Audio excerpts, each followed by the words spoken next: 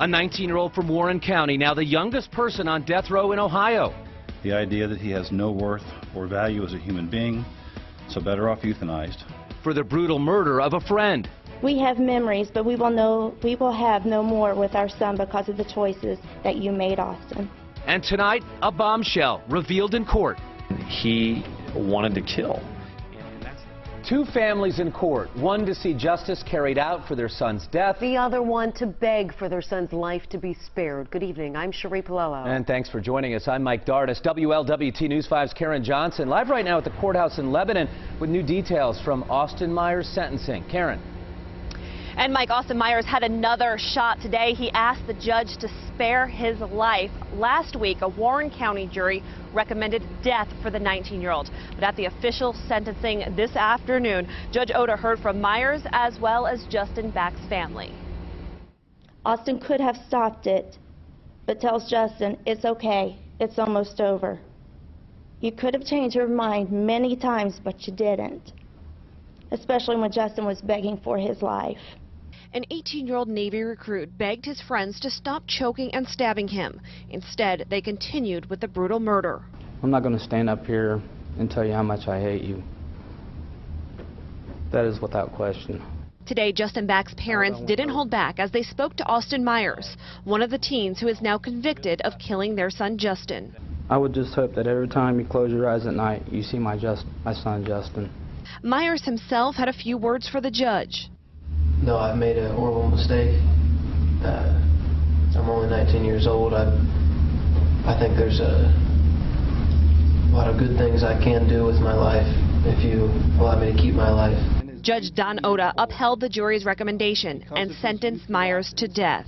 The defendant does not understand how precious life is. After sentencing, prosecutor David Fornshell revealed more details about Myers' plan, one that Fornshell says included killing more people. According to Tim Mosley, he said he wanted to go get his gun out of pawn in Dayton and use that gun as well as the one they stole from Mark Cates to go kill his own mom and stepdad. Austin Myers wanted to kill his own mom and stepdad after killing Justin Back. Just 15 minutes later, this is part of his plan. And Myers' parents declined to comment today. Justin's mother says she wants her son to be remembered as an innocent young man, a self-proclaimed mama's boy, and the man who loved his family with all of his heart. She's Bob Keeling, sat just behind Bradley for today's emotional sentencing. He's live right now with the latest. And Bob, this is a sentence that most everyone expected, right? Yeah, that's right, Martha. It wasn't really a big surprise, but yet it was still no less emotional up in that courtroom as the judge sentenced Brandon Bradley to die. For this crime, the court sentences you to be put to death in the manner prescribed by law.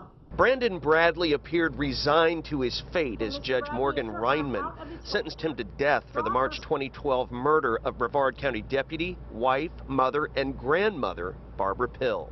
The defendant murdered Deputy Pill in a selfish, foolish, and futile attempt to avoid returning to prison for violating his probation. More than 24 uniformed deputies and non-uniformed co-workers packed the small courtroom and listened as Bradley apologized to Pill's friends and family. Bradley's family sobbed inside the courtroom and out, angry that his former girlfriend and co-defendant, who was with him at the time Pill was shot, was allowed to take a plea and receive a much lighter sentence. Pill's husband said her family is ready to move on with their lives. And I feel that justice was served, and Barbara will never be forgotten. Members of Pill's law enforcement family echoed those sentiments.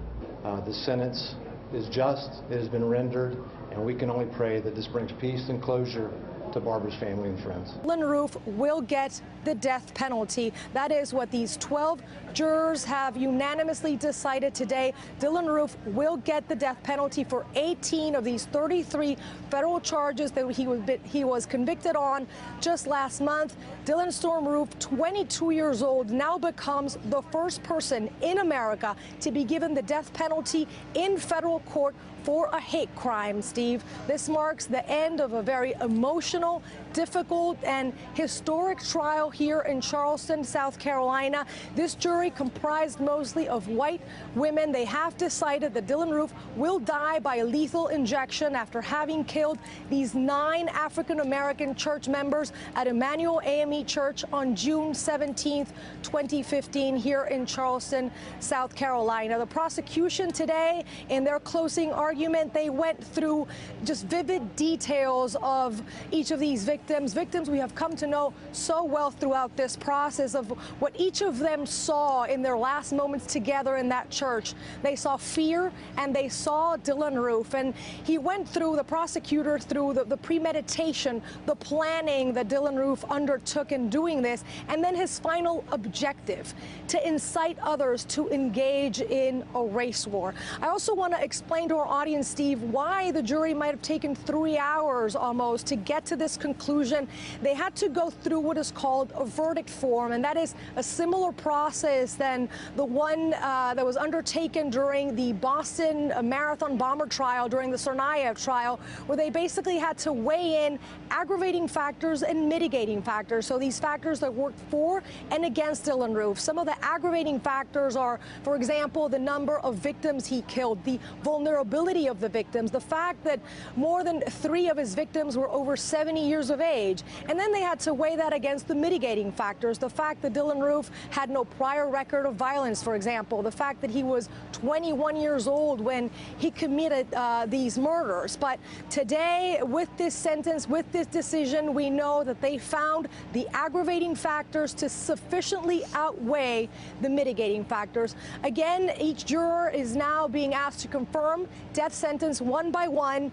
And as I stated before, Steve, this marks the end of this emotional, historic trial here in Charleston. Death for each count for Dylann Roof, and he now becomes the first person in America to get the death penalty in federal court for a hate crime. There's more to come for Dylann Roof. His formal sentencing hearing, that may come as early as tomorrow. Judge Gergel then has to decide whether he will be kept in a state prison or in a federal prison. And that is Dylann Roof's fate. His fate was sealed today. Again, historic day here in Charleston, South Carolina. And Mariana, just quickly, I know this was sort of operating on 2 tracks or 2 potential tracks here. You had the federal case. That's what we're talking about, a federal trial, federal conviction, federal sentence. What about the issue of a state trial? Is that completely moot now? Do they just not have a trial on state charges? Do they do that anyway for some sort of symbolic reason? Where does that go? It's very interesting that you asked that. You'll remember that the state trial where Dylann Roof is facing the murder charges, that was postponed pending this decision, but that can be rescheduled any moment now if state prosecutors want to, in fact, prosecute, and they may do that for several reasons. I mean, trials like this one, this federal trial, they can spend years on appeals here. This sentence, this decision that came down today, it can be changed, it can be appealed, so, you know, it's likely that the state prosecutors want to make sure that Dylann Roof does pay at least for the murders that were committed, and there's no doubt that he in fact killed those 9 parishioners at Emmanuel AME Church here in Charleston. The murder of Jamil Shaw shocked the community. Eyewitness News reporter Miriam Hernandez is live in downtown LA with the family's reaction to the judge's decision. Miriam? From the night of the crime to the sentencing of the killer, it has been a 4-year ordeal for the Shaw family. Today was the wrenching finale. Already convicted of murder, Pedro Espinosa today heard directly from the family of Jamil Shaw II, the 17-year-old he gunned down. The days when I was growing up, it was basically you use your fists. You don't just go and kill somebody cold blood. It's the coward's way out. Jamil was a football standout who Espinosa shot thinking Jamil was a rival gang member. Before the judge pronounced the death penalty, the Shaw family told of their pain. After 4 years, still raw. I find myself, I'm not that strong of a Christian because I can't turn around and say I forgive you for killing my son. You should thank God if you have your family intact and your kids and you're loving them and you're doing things. Thank God for that, because there's people like that don't give a damn. Espinosa, 23, an undocumented immigrant, had a history of gang crime and assaults even while behind bars. He shot Jamil Shaw a day after he had been released from jail. Today, in a last-ditch effort to avoid sentencing, Espinosa demanded a new trial, telling the judge his attorney was incompetent. The motion was denied. Instead, Judge Ronald Rose ordered execution. At which time and place you shall then put to death Pedro Espinosa in the manner prescribed by law. You know, you want revenge. You can't help it. It's like a human nature. That was my son that, was on the streets dead. That was my son, and people don't understand that. And the family has these words for Jamil. We did it, man. We did all we could do. Can't do no more than that, man, I tell him every day, sorry about that, man. Sorry, man. And the family is well aware that next week voters will decide whether to repeal the death penalty as they vote next week. The family of Jamil Shaw says that the voters should be thinking about how they would feel if their loved one was gunned down. We, the jury, unanimously find that the defendant, Michael Shane Bargo Jr., should be sentenced to death. Yes. Michael Bargo holds his head after hearing he is sentenced to death for the second time on Tuesday.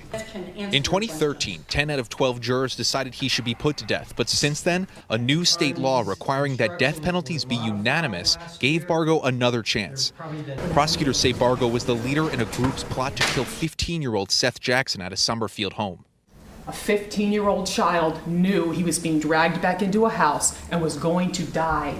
Bargo and 4 others beat and shot Jackson to death 8 years ago. The group burned his body and disposed of it in paint buckets, which were dumped into a water-filled quarry.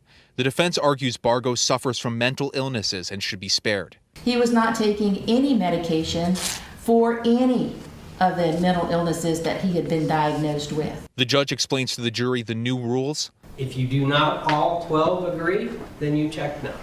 And a few hours later, has the jury reached a verdict? We have. Each of the jurors decide Bargo should be killed. Jackson's mother attended each of the hearings and shows signs of relief. As for Bargo's 4 co-defendants, each of them is serving life in prison.